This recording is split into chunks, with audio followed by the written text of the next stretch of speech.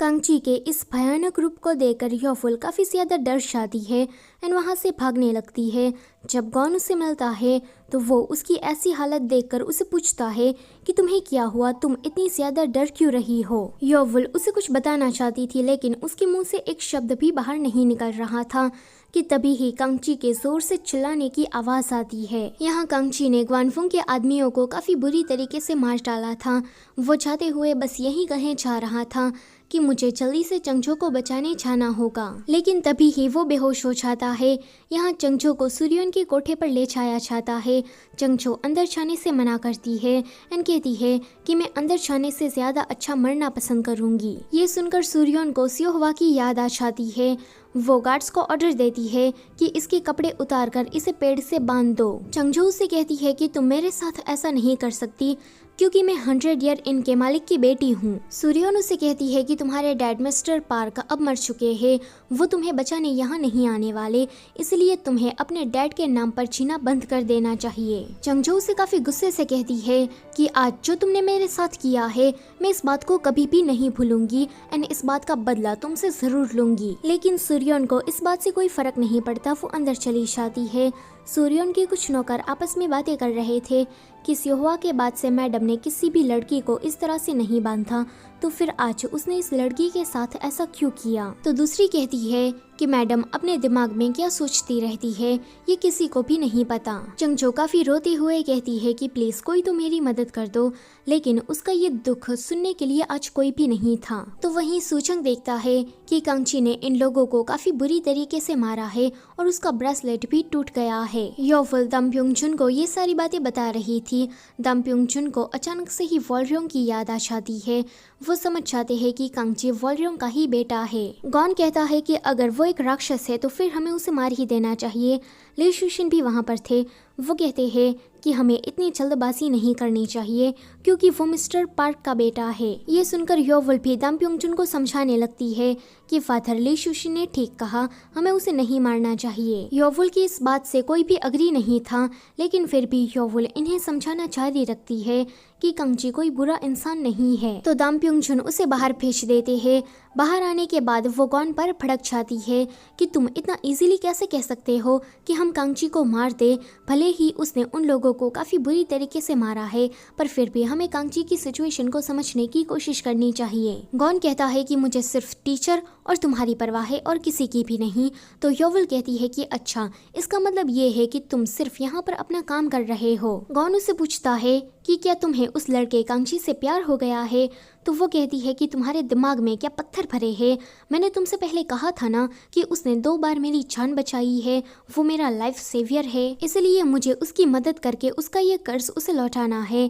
लेकिन अंदर जाने के बाद वो अपनी फीलिंग्स के बारे में कंफ्यूज होने लगती है। दम्प्योंगचुन ली शुशिन से कहते हैं कि 20 साल पहले मैंने एक गुम्मीहो को मार डाला था और कांची उसी का ही बेटा है। अगर ग्वानफुंग को कांची के बारे में पता लगा तो वो पक्का कांची को जान से मारने की कोशिश करेगा।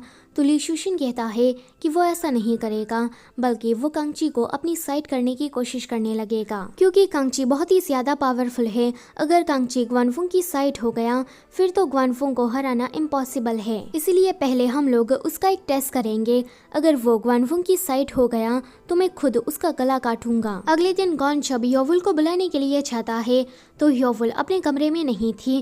कांची जब उठता है तो कल रात जो कुछ भी हुआ था उसे वो सब कुछ एक सपने की तरह लग रहा था, लेकिन सूचंग आकर उसकी ये गलत फहमी क्लियर करता है। यहाँ ग्वानफुंग का बॉडीगार्ड उसके पास आकर कहता है कि हमारे जितने भी लोग कांची को ढूंढने के लिए गए थे वो सारे गायब हो गए हैं, इसलिए मैंने उन लोगों को ढूंढने के लिए 2 स्काउट भेजे, लेकिन उन लोगों को भी कुछ भी नहीं मिला।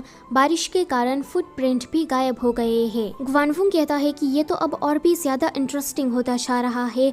चोई कांची एक साधारण इंसान नहीं है। यहाँ कांची चिल्लाकर कहता है कि इससे तुम्हारा मतलब क्या है कि मेरा बाप एक गुम्मीहो था। तो सूचंग कहता है कि अपनी जबान संभाल कर बात करो, वो एक डिवाइन क्रीचर था और इस पूरे जिरी पर्वत की रक्षा करता था। कांची कहता है कि इसका मतलब ये है कि मैं एक इंसान नहीं हूँ। तो वो कहता है कि नहीं, तुम्हारे डैड गुम्मीहो थे, लेकिन तुम्हारी जो माँ थी वो इंसान थी, इसलिए तुम आधे गुम्मीहो और आधे इंसान हो। कांची अपने गुम्मीहो वाले रूप को देखकर सूजंग से रिक्वेस्ट करने लगता है कि प्लीज मुझे वापस से पहले जैसा बना दो, मुझे एक राक्षस की जिंदगी नहीं जीनी है। दूर से ये सब कुछ योवुल भी देख रही थी। चंगचो अभी भी उसी पेड़ से बंधी हुई थी। 3 दिन पूरे हो गए थे। लोग उसे इस तरह से बंधा हुआ देखकर उस पर काफी हंस रहे थे एंड उसके बारे में काफी बुरी बुरी बातें कर रहे थे। चंगचो ये सब कुछ सुनकर अपने मन में कहती है कि प्लीज कोई तो मुझे बचा लो, कि तभी ही वो बेहोश हो जाती है।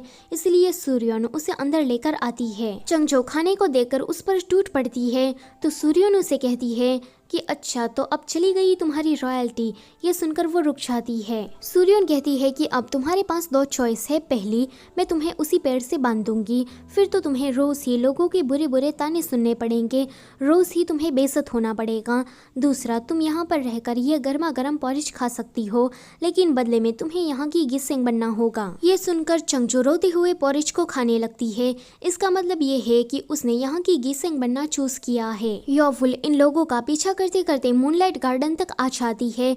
वो देखती है कि कांची खाना नहीं खा रहा तो वो उसके पास जाकर जोर से उसे टपली मारती है एंड कहती है कि क्या तुम इसी तरह से करके भूखे मरना चाहते हो? तुमने पिछले 3 दिनों से कुछ भी नहीं खाया, क्या तुम्हें भूख नहीं लगती? कांची उसे कहता है कि तुम यहाँ पर कैसे आ गई?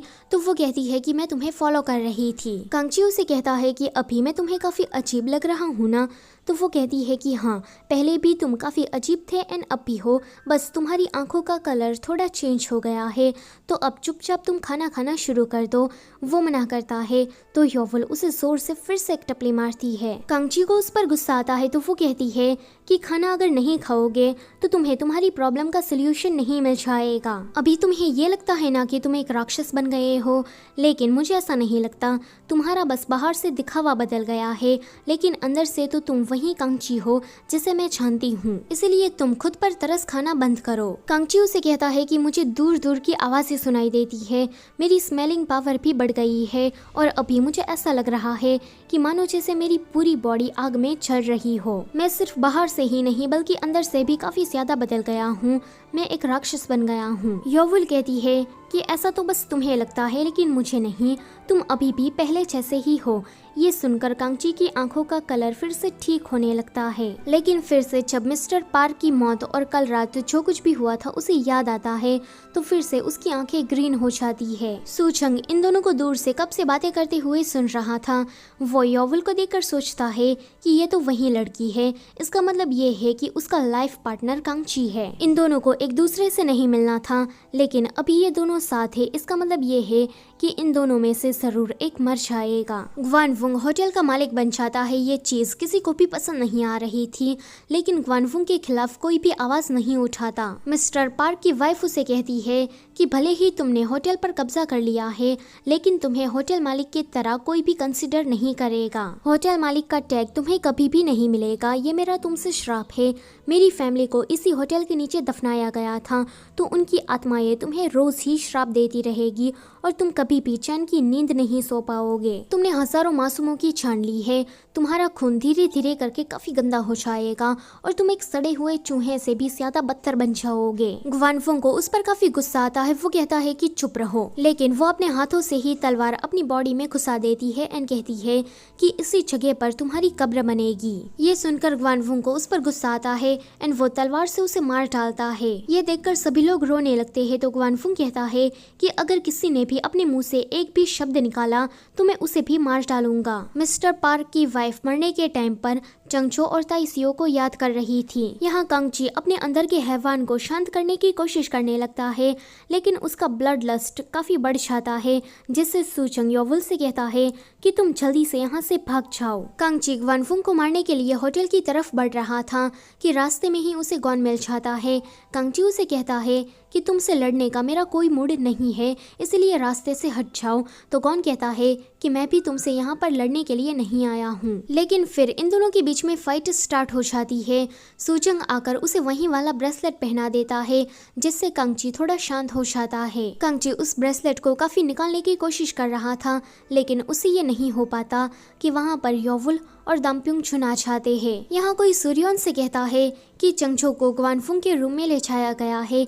ये सुनकर वो काफी शॉक्ड होती है। यहाँ चंगचो ग्वानफुंग को देखकर उसके पास नहीं जाना चाहती थी, तो ग्वानफुंग कहता है कि इसे इसी तरह से खड़े रहने दो, मैं उसे दूर से ही देखना चाहता हूँ। चंगचो को तो उस पर काफी गुस्सा आ रहा था कि तभी ही हेड गिसेंग उसे एक चाटा मारकर कहती है कि तुम यहाँ क्यों खड़ी हो, अंदर जाकर मेहमान को सर्व करो। लेकिन तभी ही सूर्योन आकर चंगचो को बचा लेती है कि इसकी अभी ट्रेनिंग पूरी नहीं हुई है, इसलिए वो किसी भी गेस्ट को सर्व नहीं कर सकती। अगले दिन कांगची पुलिस की कस्टडी में था। वैसे ये पुलिस वाला ग्वानफुंग का ही चमचा है। वो कहता है कि जल्दी से अपना गुनाह कबूल कर लो, तुमने ही मिस्टर पार्क को मारा है।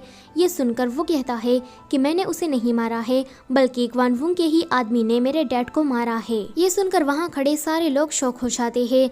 ग्वानफुंग कांगची के पास आकर कहता है कि तुम मेरे लिए काम करो, फिर मैं तुम्हें कोई भी सजा नहीं दूंगा। कांगची कहता है कि नाली के कीड़े, तू अपना गटर जैसा मुंह बंद ही रख। लेकिन ग्वानफुंग तो फिर से उसे पूछता है कि तुम मेरी साइड हो जाओ, पर फिर भी कांगची तो मना करता है। इसलिए वो कहता है कि इसे जल्दी से फांसी की सजा दे दो। कांगची वो ब्रेसलेट निकालने ही वाला था कि ली शुशिन आकर कहते हैं कि तुम्हारी हिम्मत भी कैसे हुई मेरे आदमी को पकड़ने की। वो पुलिस वाला काफी शॉक्ड होकर कहता है कि आपका आदमी? तो ली शुशिन कहते हैं कि कांगची मेरा आदमी है। फिर वो कांगची से कहते हैं कि तुम ठीक हो ना, मैं यहाँ से तुम्हें ले जाने के लिए आया हूँ। ये सुनकर ग्वानफुंग काफी ज्यादा शॉक्ड होता है। सो गाइस, इसी के साथ है ये वाला पार्ट होता है यहीं पर ही ख़त्म। वीडियो अच्छी लगी है तो उसे लाइक करो और चैनल पर पहली बार आए हो तो उसे सब्सक्राइब भी करते जाओ। Thank you for watching.